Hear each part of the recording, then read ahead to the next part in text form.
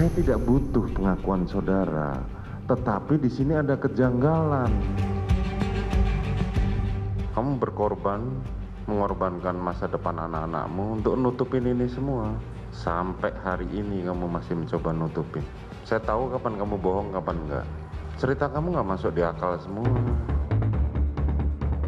Bohong menjadi kata yang paling sering disebut majelis hakim saat mencecar kesaksian Ricky Rizal dan Kuat Ma'ruf di persidangan Richard Eliezer.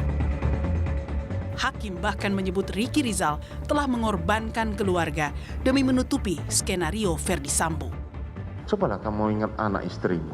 Mereka di sana mendoakan kamu semoga kamu bisa mendapatkan keringanan. Tapi dengan begini, kamu mencoba mengaburkan semua peristiwa itu. Yang saya ingatkan kepada saudara. Siap yang mulia. Saya tidak butuh pengakuan saudara. Karena dari awal jelas, kasus ini terbuka. Bisa sampai maju ke persidangan ini karena kesaksian dari Eliezer, bukan kesaksian dari saudara.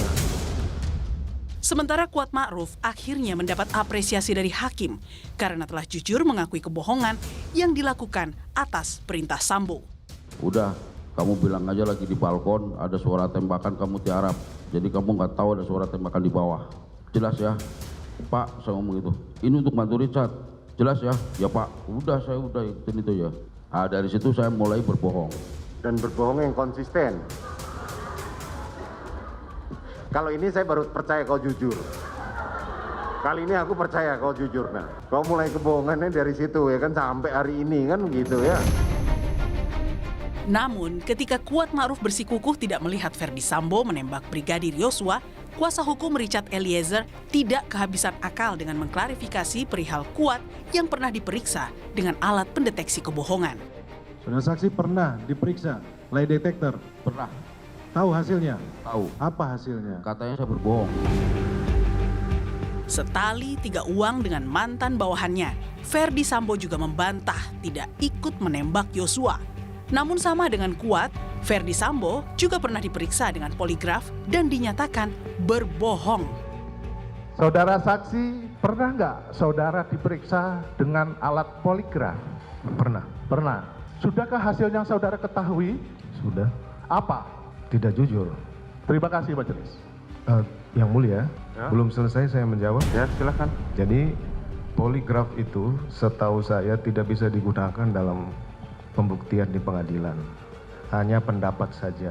Jadi jangan sampai framing ini membuat media mengetahui bahwa saya tidak jujur. Demikian yang mulia. Ya, nanti biar majelis yang menilai. Masalah kejujuran saudara, majelis hakim yang menilai. Selain klarifikasi perihal alat pendeteksi kebohongan, Ferdy Sambo juga menuding mantan ajudannya Richard Eliezer telah mengarang cerita di persidangan. Tidak benar keterangan dia itu ngarang-ngarang. Jelasnya istri saya kan diperkosa sama Joshua. Tidak ada motif lain setelah itu berselingkuhan. Nanti tanyakan ke dia, kita bukan tanyakan untuk persidangan. Siapa yang nyuruh dia ngarang-ngarang seperti itu? Kebohongan Ferdy Sambo tentang skenario tembak-menembak yang menewaskan Yosua Huta Barat telah mengakibatkan 34 anggota Polri dicopot dari jabatannya dan 97 polisi diperiksa terkait pelanggaran etik penanganan perkara pembunuhan Brigadir Yosua. Ya, saya sempat cerita sama Agus ketika Gus, ini kita kayaknya nih kita dibohongin ini. Terus Agus bilang, masa sih bang begitu? Iya kayaknya seperti itu karena Direksus ngomongnya begitu. Wah, kok sampai sejauh gitu sih bang, saya dikadalin begitu, kita dikadalin begitu semua. Ya nggak tahu ini Gus, ini abang juga mau dipatsus, memang gitu. Pada saat itu saya merasa apa yang disampaikan Pak FS secara umum masih hal yang wajar aja yang mulia. Hal yang wajar saja, Ya, walaupun di kemudian hari berubah. ya karena saya juga merasa dibohongi setelah semuanya terungkap. Tidak ada kejahatan yang sempurna, begitu juga kebohongan. Perlahan pasti akan terbongkar bila tidak konsisten dengan bukti, fakta, dan data. Saudara cerita kalau mau ngarang cerita yang tuntas.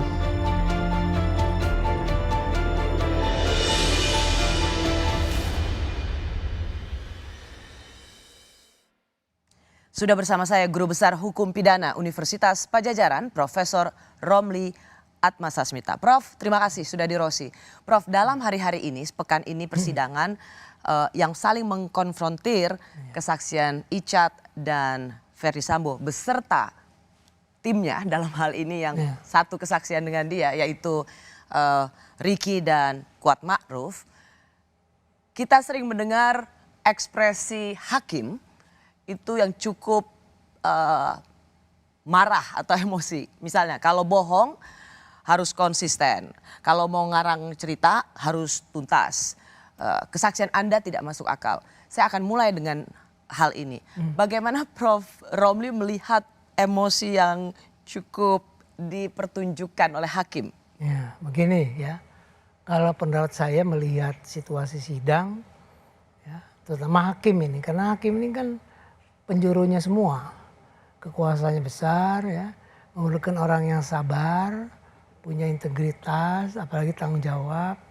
Dia terbebani juga sebetulnya ya oleh perkara ini, karena dalam sorotan semua pihak, ya, terutama dari atasan masing-masing kan. Oleh karena itu dia harus hati-hati, karena hati-hatilah stres, ya kan. Dan itulah menjadi persoalan.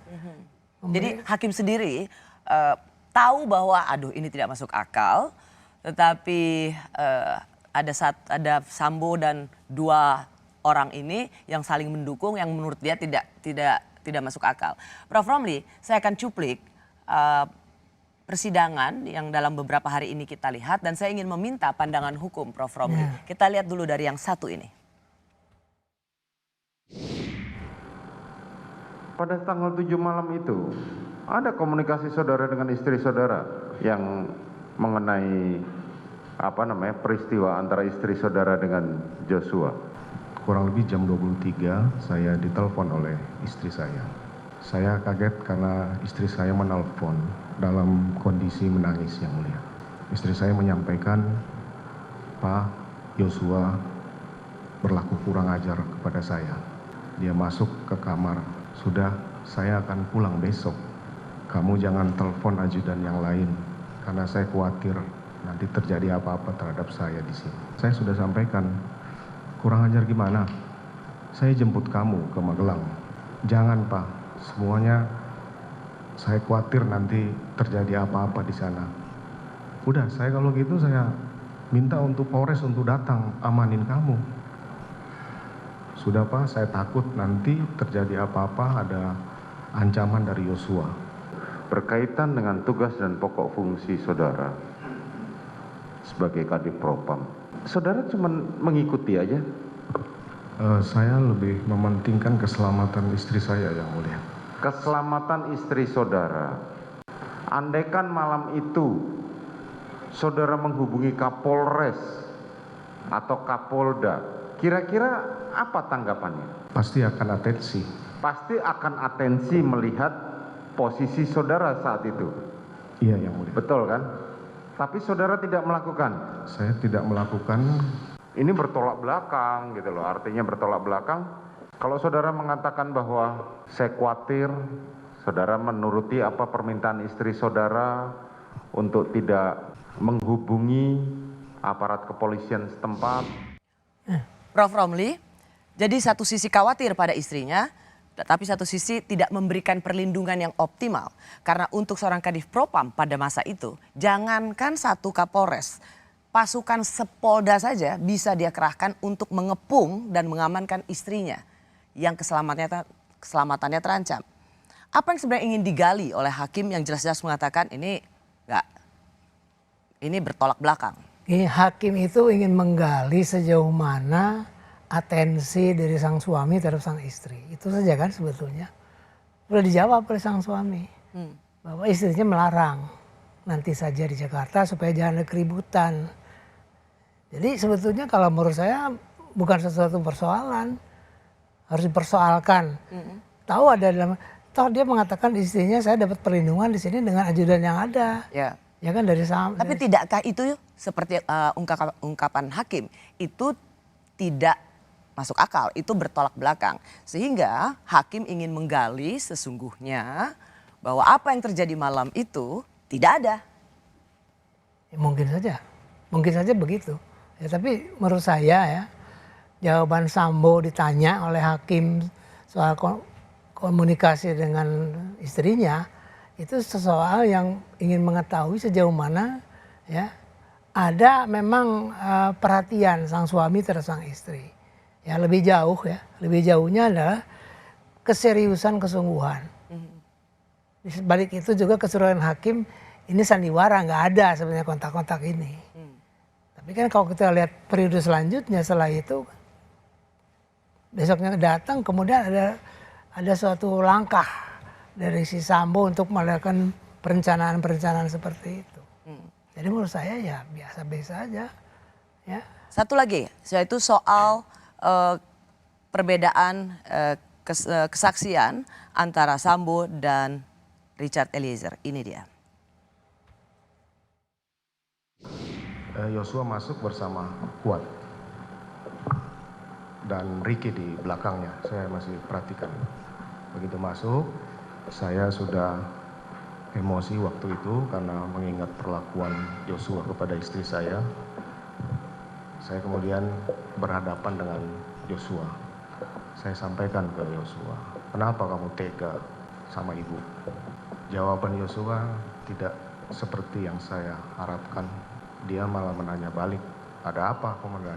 Seperti menantang. Saya bilang kamu kurang ajar. Saya perintahkan Richard untuk hajar, Cat. Kamu hajar, Cat. Kemudian ditembaklah Joshua sambil maju sampai roboh yang mulia. Itu kejadian cepat sekali. Kemudian saya sampaikan stop, berhenti.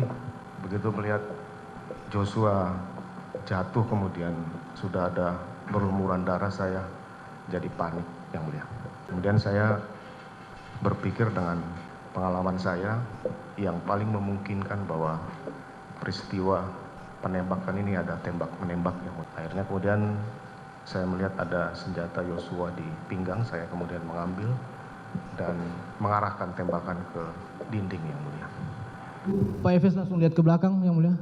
Baru sini kamu. Baru langsung pegang ini lehernya. Langsung pegang lehernya. Oh sini. Berutut kau, dorong ke depan. Berutut kau situ, berutut. Dia suruh berutut. Wih kau berutut. Baru dia lihat ke saya. Wih kau tembak cepat, cepat kau tembak. Saya langsung keluarkan senjata, saya langsung tembak yang mulia. Saudara menembak saudara korban, saudara Joshua, jarak berapa meter? Sekitar 2 meter yang mulia. Bagaimana cara saudara menembak? Saya keluarkan aja. Saya sempat tutup mata pertama kali tembakan pertama yang mulia. Waktu itu posisi korban? Didorong ke depan. Itu Bang Yosua kayak gini yang mulia. Ih Pak, kenapa? Ada apa Pak? Sambil mundur yang mulia. Saudara langsung perintahkan tembak. Siap yang mulia. Berapa kali saudara tembak? Seingat saya 3 sampai 4 kali yang mulia. Tidak sampai 4 kali. 3 sampai 4 kali. 3 sampai 4 kali. Apa yang diteriakkan oleh korban? Cuma ada suara mengerang saja. Begitu yang mulia. Terus? Jatuh langsung di samping tangga itu yang mulia. Kemudian? Habis beliau jatuh, almarhum jatuh, Efes ini langsung maju yang mulia. Saya lihat dia langsung pegang senjata. Dia kokang senjata dulu, dia ke arah almarhum, dia ada sempat tembak yang mulia ke arah almarhum. Tadi saudara saksi sampaikan waktu tadi saksi sampaikan kalau yang di lantai 3 di Saguling, saudara saksi menyampaikan kepada Richard Eliezer kalau dia melawan tembak saja. Terus saudara saksi sampaikan di Duren 3 hajar cat. Saudara saksi bisa perjelas maksudnya hajar itu seperti apa? Apakah pakai tangan, pakai kaki? Saya saat itu tidak berpikir hajar menggunakan tangan atau kaki atau senjata. Tapi kemudian terjadilah penembakan itu sehingga saya sudah sampaikan ke Richard saya yang akan bertanggung jawab. Prof. Romli, bagaimana Anda melihat kualitas kesaksian Richard Eliezer dan Sambo? Jelas ya, ini paling jelas, paling nyata dari persidangan itu kejujurannya memang luar biasa. Eliezer ya. Jadi tidak ragu-ragu dia bicara apa adanya, sekalipun dia harus berhadapan dengan mantan atasannya. Bahkan sebaliknya Sambo. Dari pengamatan saya, dari awal skenario saja, Saya udah tidak percaya bahwa dia akan bicara jujur. Itu aja masalahnya. Jadi sebetulnya kekuatan kualitas penilaian kesaksian keterangan saksi dari Eliezer itu lebih besar daripada Sambo. Karena ada perbedaan yang sangat mencolok soal tembak dan hajar. Lalu kemudian soal siapa yang menembak hingga membunuh Yosua. Icat mengatakan 3-4 dan kemudian Sambo lah yang menembakkan peluru terakhir untuk menghabiskan nyawa Yosua. Sebaliknya Sambo mengatakan dia tidak ikut menembak. 5 peluru itu ditembakkan oleh Eliezer. Menurut Anda, hakim akan menggali seperti apa untuk lebih mendalami fakta-fakta yang sebenarnya? Ini ya, dari awal saya ikuti soal rekonstruksi dulu. Pertama kan rekonstruksi. Di situ Sambo memperagakan dia nembak. Dalam rekonstruksi loh, memperagakan dia nembak. Jadi jelas bahwa Sambo menembak setelah si Eliezer. Ketika si Eliezer menembak itu belum terampas nyawanya, belum mati sebetulnya. Mati dengan tembakan terakhir dari Sambo. Bagaimana kalau kemudian pembelaannya dia menembak tapi menembak dinding supaya skenario tembak menembak itu terjadi. Jadi menembak itu bukan menembak untuk menghabiskan nyawa Yosua tapi menembak dinding, Prof. Kan skenario pertama sudah gagal. Itu kan skenario pertama. Bahwa dia nembak, ada tembak menembak gagal. Jadi tidak perlu harus dipersoalkan. Yang kita lihat adalah keterangan si Eliezer itu lebih jelas. Jadi kalau skenario tembak menembak itu sudah skenario pertama itu yang gagal kan? Ya. Itu. Jadi sebetulnya nggak ada harganya. Jadi ketika Sambo pun mengatakan yang menembak semuanya Richard Eliezer itu juga tidak menjadi pembelaan yang dapat diterima. Tidak, ya tidak memiliki kekuatan pembuktian lah kalau bahasa hukum. Jadi dengan kata lain ya dikesampingkan. Baik. Ya, malah memberatkan. Ya memberatkan kan? Ya. Baik, Prof, ada kesaksian Ricky Rizal dan Kuat Ma'ruf yang kompak sama-sama tidak melihat Sambo menembak Yosua. Padahal mereka berdiri bersama-sama korban dan juga Ferdi Sambo. Itu paling beberapa detik aja, Pak. Beberapa detik antara jongkok, kemudian tembak. Siap. Si Richard menembak. Di sela waktu itu Anda tidak mendengar, woi tembak woi, nggak dengar? Tidak, Pak. Berarti Anda amnesia selektif. Seberapa jauh saudara berdiri dengan Ricky? Kalau nggak salah berdampingan deh, nggak begitu. Berdampingan, oke. Saudara Maksudnya dengar sejajar berdampingan. Ya, tapi duluan saya yang masuk. Iya, tapi kan nggak jauh kan? Tidak. Jadi begitu masuk, Joshua lagi ngadep ke sini. Oke. Bapak marah-marah. Pokoknya yang saya dengar bahasanya seperti itu, kurang lebihnya seperti itu. Oke, terus? Saya bergeser tuh. Lagi marah-marah gini, Joshua sempat bilang apa-apa. Yang saya pahamin waktu itu apa tangannya begini. Saya bergeser dekat meja kompor waktu itu. Saya dengar sekali itu, Bapak bilang hajar Cat, ditembak sama Richard. Sebelum nembak tembok, kapan dia nembak Joshua? Saya tidak melihat Bapak menembak Joshua. Inilah bahasa kamu sama, Mariki. Iya kan? Itu tidak yang melihat, tidak tahu, tidak dengar. Joshua tadi sudah dipraktekkan di sini oleh saudara Rikar. Iya. Berdirinya Rikar dengan Ricky itu tidak jauh. Tidak. Tapi kalian karena buta dan tertuli, makanya saudara tidak mendengar dan tidak melihat. Kan itu yang mau saudara sampaikan. Inilah yang gue bilang, kalian sudah merencanakan dari awal. Saya bersama Guru Besar Hukum Pidana Universitas Pajajaran, Profesor Romli Atma Sasmita. Kita sudah saksikan sama-sama tadi cuplikan sidangnya. Apa pandangan Prof. Romli? Ya, pertama memang hakim tidak sepatutnya. Sebagai hakim ya, karena ada selamping dia mengetahui soal hukum, dia juga dibatasi oleh pedoman perilaku hakim. Ada, saya tahu. Salah satu yang nggak boleh aturan yang ada, tidak boleh memberikan pernyataan menjerat. Tidak boleh. Apalagi menyimpulkan kamu bohong, tuli, bisu, itu udah nggak boleh ya. Oh, kalau itu tadi dari pengacara, bukan dari hakim, ya amnestia selektif. totally bisu hakim loh. Oh, Hakim. hakim ya itu ya. Hakim. Nggak boleh itu apalagi. Jadi banyak menurut saya ya ini pelanggaran-pelanggaran kode etik hakim yang harus diperbaiki. Harus diingatkan lah. Ya. Yang kedua yang penting lagi saya lihat ini baik si Kuat maupun si Richard ya.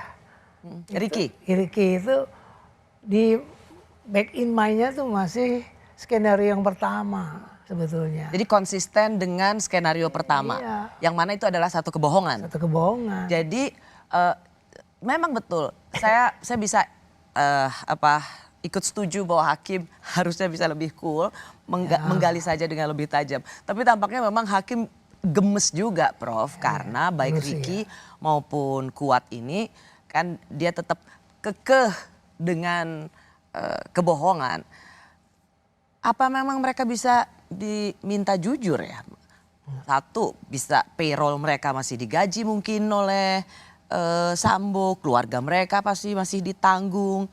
Bagaimana hakim bisa menggali atau meminta kejujuran orang yang masih bergantung hidupnya pada seorang Sambo? Bukan di situ.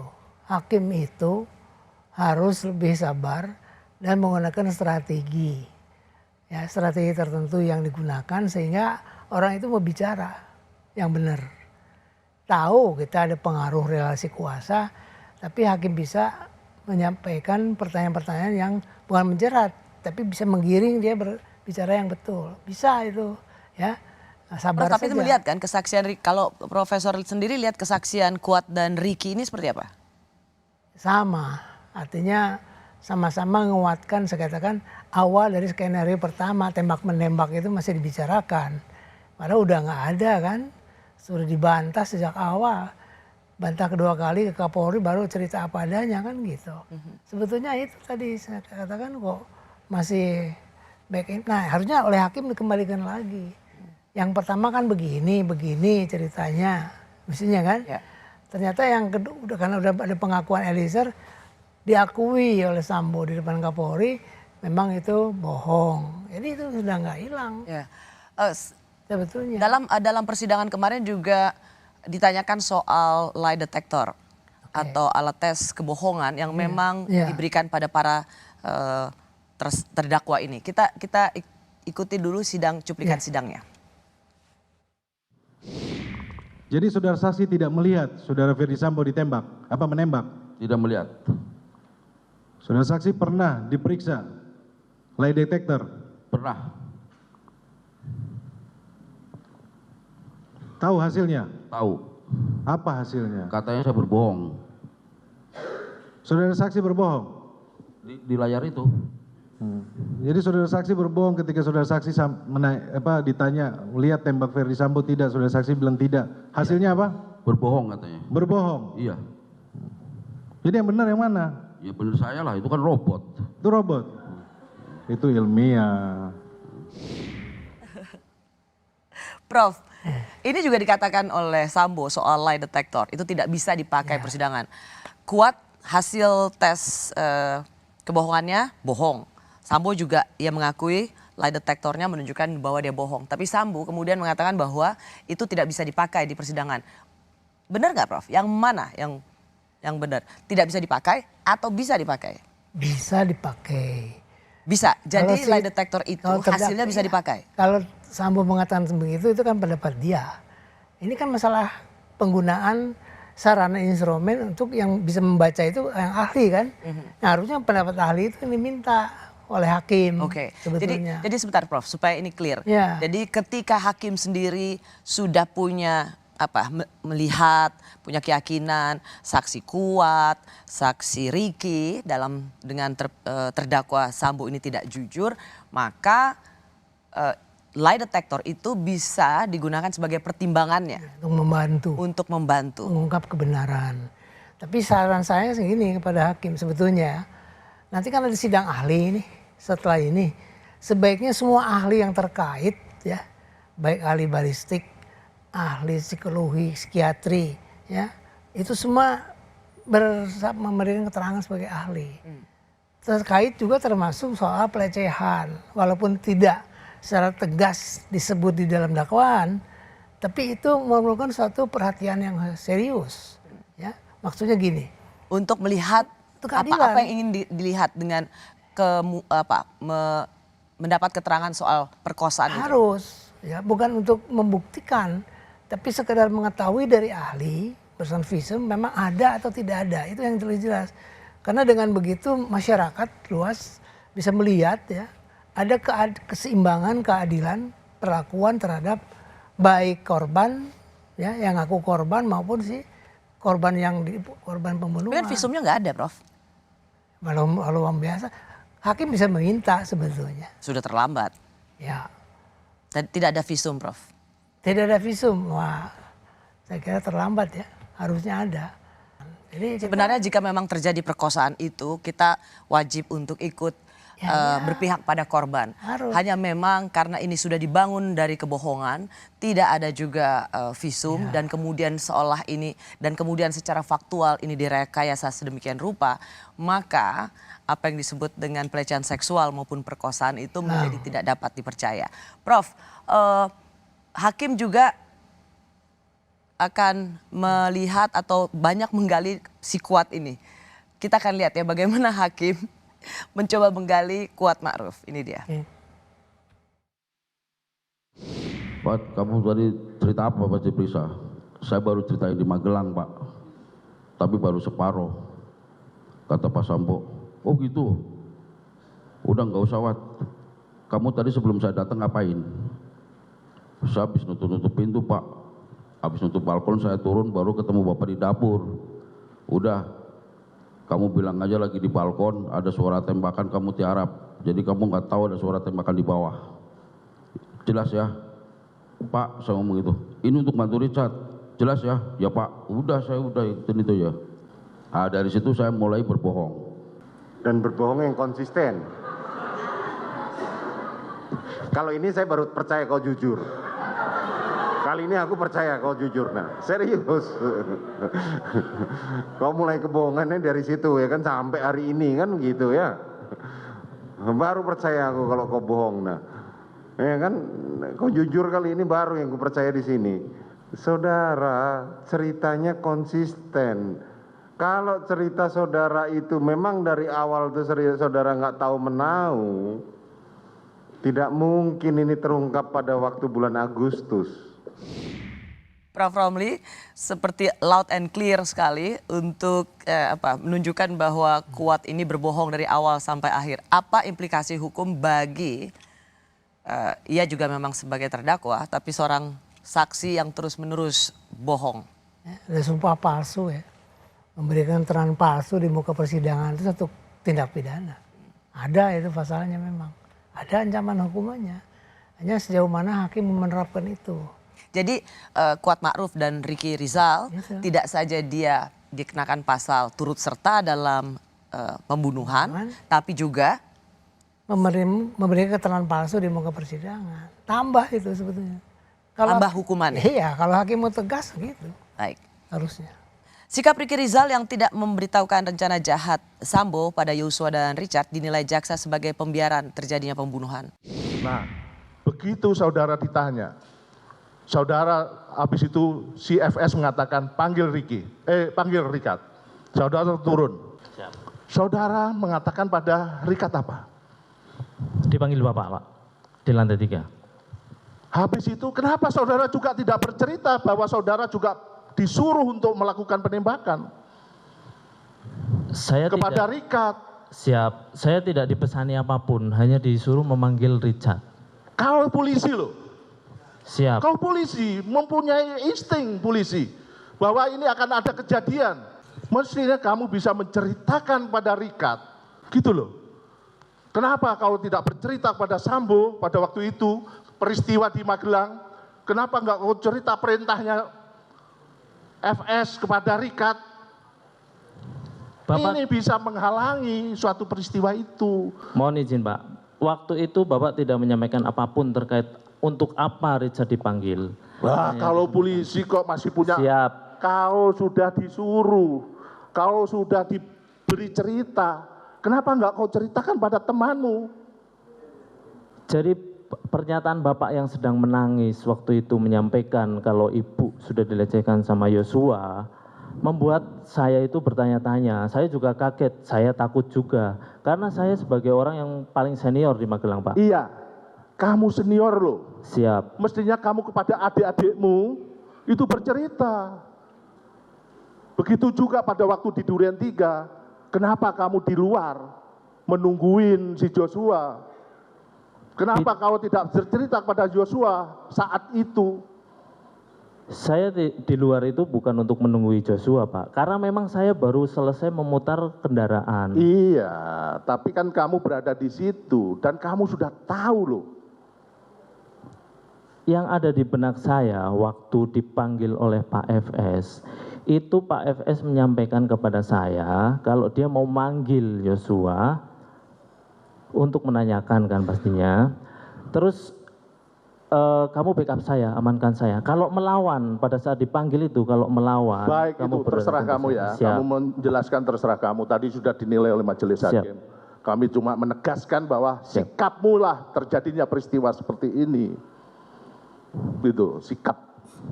Harusnya kamu bisa mencegah. Karena saya tidak tahu bahwa Joshua itu ada. Terserah kamu. Ya. Saya masih bersama Guru Besar Hukum Pidana Universitas Pajajaran, Profesor Romli Atmasasmita. Prof, tadi jaksa cukup mencecar kesaksian Ricky. Apakah sikap Ricky itu bisa dihukum? Bisa. Karena yang dilihat dari pasal yang didakwakan itu ada kalimat dengan sengaja. Ya, dengan sengaja itu memang ada niat. Sudah ada niat, sudah mengendaki akibatnya. Ternyata pada ketika di mana dia harusnya mencegah terjadinya akibat, niatnya tuh muncul. Meskipun ia mengatakan bahwa saya tuh kan nggak tahu bahwa Richard itu mau disuruh tembak atau Yosua mau ditembak. Menurut jaksa tadi kamu sudah tahu loh sebelumnya dari Sambo kamu juga disuruh nembak. Kenapa nggak bicara? Artinya yang ingin digali itu oleh jaksa adalah kalau kamu aja disuruh nembak, pasti yang lain yang dipanggil disuruh nembak juga gitu, Prof? Ya, artinya dia harus tahu dengan jawaban seperti itu secara dia tidak sadari dia dianggap turut serta dengan niat untuk membunuh. Kalau turut serta kan sama-sama punya niat membunuh, sama. Akibatnya dikehendaki sama. Jadi mindsetnya sama. Ya. Itu yang kemudian dia dengan jawaban seperti itu sudah semakin yakin majelis bahwa dia turut serta membunuh. Itu sebetulnya. Apakah bisa disebut juga turut serta merencanakan? Ya otomatis karena pasal 340 itu dengan perencanaan itu ya kan itu termasuk. Soal perencanaan, Prof, ini memang menarik. Dia masuk dalam skenario perencanaan. Ya. Itu Jadi ia masuk dalam skenario perencanaan. Karena ini menarik juga. Ini ada juga sebagai fakta persidangan soal kesaksian Richard Eliezer bahwa Ricky itu ingin menabrakkan mobil dalam perjalanan Magelang ke Jakarta. Ini dia. Jadi pasca kejadian itu, kami itu sering dipanggil-panggil sama Bapak Ibu di lantai 2. Nah, itu sempat di lantai 2 itu, pada saat saya sama Bang Ricky di samping, Bang Ricky sempat ngobrol ke saya. Belak-belakan Bang Ricky bilang, Chat, sebenarnya tuh saya tuh udah rencana pengen nabrakin mobil. Jadi pada saat dari Magelang sampai Jakarta tuh Bang Ricky bilang, Bang Ricky pengen menabrakin mobil. Karena almarhum kan posisinya di sebelah kiri. Dan pada saat dari Magelang sampai Jakarta itu almarhum tidur. Jadi dia, Bang Ricky ini bilang ke saya pengen menabrakin mobil di sebelah sisi kiri. Pada saat perjalanan dari Magelang menuju pada Jakarta. Saat Magelang ke Jakarta. Saudara Ricky bercerita kepada saudara bahwa dia pengen menabrakkan mobil. Siap, betul Bapak. Diarahkan kepada Yosua. Siap, betul Bapak. Beberapa hari setelah 8 Juli, ketika waktu itu klien kami masih satu skenario dengan Anda, ya, masih satu skenario yang dirancang. Saudara saksi mengatakan kepada klien kami bahwa kalau tahu begini, waktu itu di mobil dalam perjalanan dari Magelang ke Jakarta, saya tabrakan saja mobil itu. Kemudian klien kami bilang, tapi abang kan di mobil yang sama. Kemudian Anda bilang, Saya kan supir, saya yang bawa mobil, dia di sebelah kiri. Bisa dia berbahaya ketika saya kalau mau ketika itu, saya akan bisa melakukan itu. Coba saudara menjelaskan ulang di muka sidang ini peristiwa itu. Siap, tidak ada saya menyampaikan bahwa saya ingin menabrakkan mobil ke Richard. Komunikasi antara Anda dengan klien kami cukup panjang, sehingga klien kami menjelaskannya panjang mengenai pembicaraan itu. Bagaimana mungkin sekarang Anda bisa dengan gampang bilang tidak ingat? Bukan tidak ingat Pak, tidak ada saya pernah mengatakan itu. Baik, another amnesia selektif kalau menurut kami ya. Siap. Prof. Romli, jadi ingin digali lagi soal ikut serta merencanakan pembunuhan. Tadinya begitu kan, si siapa Eliezer kan. Tapi dengan jawaban tadi barusan ya selesai. Apa selesai maksudnya gimana? Artinya tidak berlanjut. Tidak bisa dapat dibuktikan bahwa memang si Ricky ini memang ada tujuan menghabisi lah si Yosua. Jadi memang itu pembicaraan yang sama saja dengan pengakuan Putri. Saya dilecehkan, tapi nggak ada lagi saksi yang lain yang dengar. Itu kan masalah. Ya, karena gini, Prof, soal perencanaan ini ya, beberapa kali hakim juga mengatakan sudah merencanakan, termasuk ketika menggali keterangan atau kesaksian Kuat Ma'ruf. Karena waktu itu setelah mau isoman, Ma'ruf duduk di mana, mobil kemana untuk di Duren 3 ke Saguling. Itu Kuat Ma'ruf terus dicecar oleh hakim. Kenapa kok kamu duduk di belakang? Siapa yang menyuruh duduk di situ? Dan kemudian hakim mengatakan inilah sudah merencanakan. Yang banyak pihak melihat statement hakim itu sungguhnya ingin memperlihatkan perencanaan pembunuhan ini sebenarnya sudah sejak dari Malang. Tidak saja dari keterangan Richard Eliezer, tetapi juga bagaimana berangkat dari Saguling, dari Duren 3 ke Saguling itu sesungguhnya bukan sesuatu yang spontan untuk isoman, tapi sudah menjadi bagian dari perencanaan pembunuhan. Tapi kalau itu dalam pikiran hakim, pertanyaan kita kan saya ya terutama apa urusannya dengan Sambo? Kan tidak ada Sambo di antara mereka ketika sini. Bagaimana bisa mengerangkaikan sampai ke turut merencanakan? Masalah loh itu. Artinya kalau ada Sambo, dari Magelang masih ada Sambo mungkin. Tapi kalau Sambonya di Jakarta, dia berbincang-bincang sendiri antara mereka, apa urusannya? Dan buat Sambo bisa mengelak, saya kan tidak di sana. Jadi kalau hakim ke sana tujuannya ya percuma. Kalau begitu apakah kemudian Prof juga melihat pesimis bahwa ini nggak bisa dijerat 340 dengan hukuman yang maksimal? Oh bukan di sana justru. Tetap bisa atau? Bisa. Tetap bisa 340 dengan hukum maksimal? Tapi bukan pada fakta yang tadi. Oke. Fakta yang mana Prof? Fakta yang mengatakan bahwa dia sudah mendengar dari istrinya ada pelecehan. Dia tidak jadi datang tapi dia memikirkan bagaimana caranya. Setelah itu kemudian kejadian besoknya kan. Ada waktu untuk perencanaan itu maksudnya di dalam hukum ya, penjelasan doktrin, jurisprudensi, ada waktu, tenggang waktu antara berpikir akan melakukan sesuatu dengan terjadinya peristiwa. Ada waktu, tenggang waktu.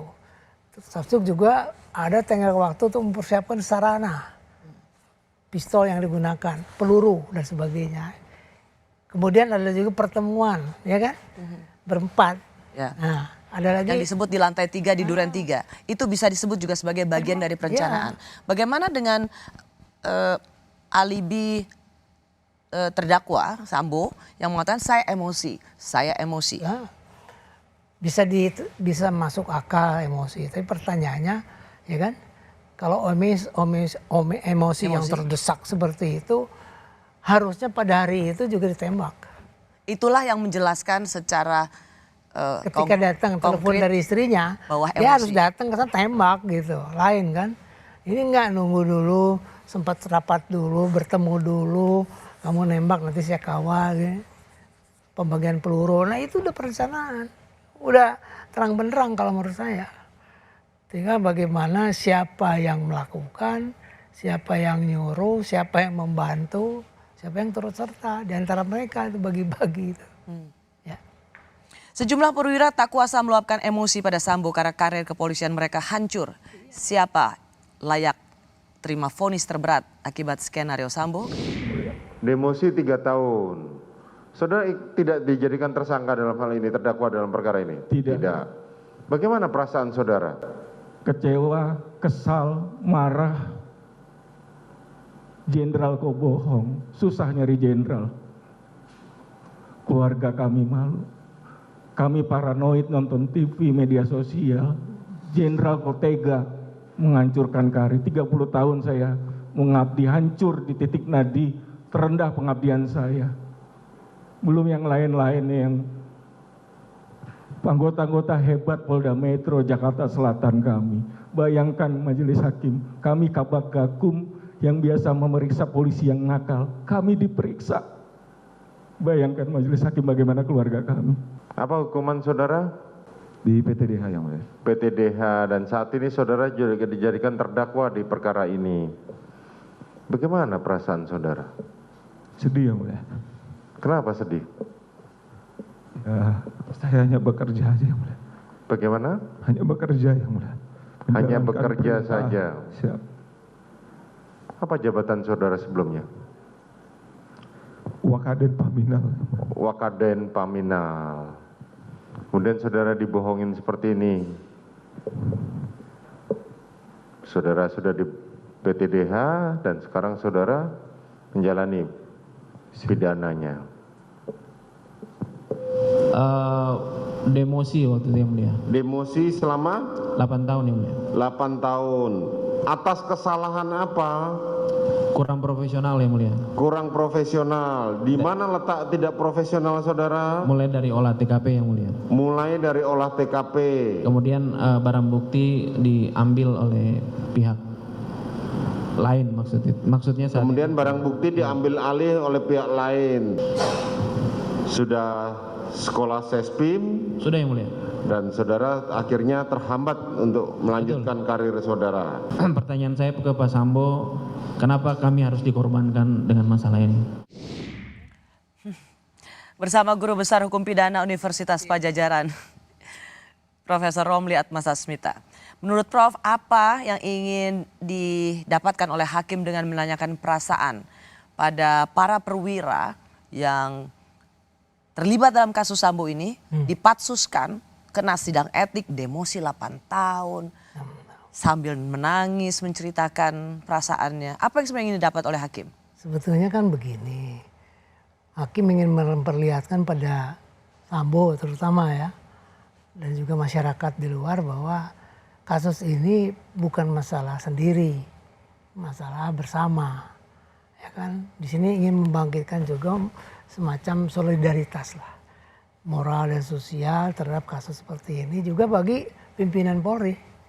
Ya, ke depan harus lebih cermat ya, peraturan internal yang lebih diperketat sehingga tidak ada hubungan relasi kuasa bahasa yang begitu powerful sehingga orang bisa sangat abusive. Nah, itu. Prof, jadi memang dampak apa yang dilakukan oleh Sambo ini luar biasa, tidak saja tentang satu nyawa yang dibunuh tapi tentang kerusakan institusi. 34 orang demosi. Dan itu masa adalah depannya. Salah satu pertimbangan hakim untuk memperberat ancaman hukum membuat Sambo. Karena iya kan? dampaknya itu. Ya, iya. Prof, 34 demosi, mereka tidak jadi terdakwa tapi bisa dibilang masa depan mereka yang sosial yang berat. Sudah mereka bangun jadi sia-sia. Bagaimana dengan terdakwa, para perwira yang jadi terdakwa? Ketika semua mengatakan dibohongi, merasa tidak berani karena seorang kadif propam yang minta, layakkah mereka dibebaskan? Ya, itu menjadi pertimbangan hakim tentunya ya. Hal yang memberatkan apa, yang meringankan apa, ketidaktahuan termasuk. Tapi ketidaktahuan saja bahwa dia ternyata dibohongi bukan alasan untuk mengurangi berat hukuman. Karena semua, kalau istilah kita orang hukum pidana selalu didasarkan pada dua hal. Sengaja atau culpa, lalai. Tapi kan lalai udah nggak ada di sini. Karena dakwaan itu tidak ada unsur lalai. Tinggal lagi sengajanya apa sengaja yang ringan atau yang berat. Ada lagi. Ya, itu tentu bagian hakim mempertimbangkan. hanya satu kalau saya ya, kalau melihat dari perkembangan kasus dari awal, skenario yang buat Sambo, yang menghapus semua TKP, ya kan, menghapus jejak dia, semua dia, aktor intelektualisnya ya dia, pasti ya perkiraan ini pemberatan hukuman akan dihadapi oleh Sambo. Prof. Romli Atmasasmita, terima kasih banyak. Sama-sama. Kita jumpa lagi minggu depan. Saya Rosyana Silalahi, sampai jumpa.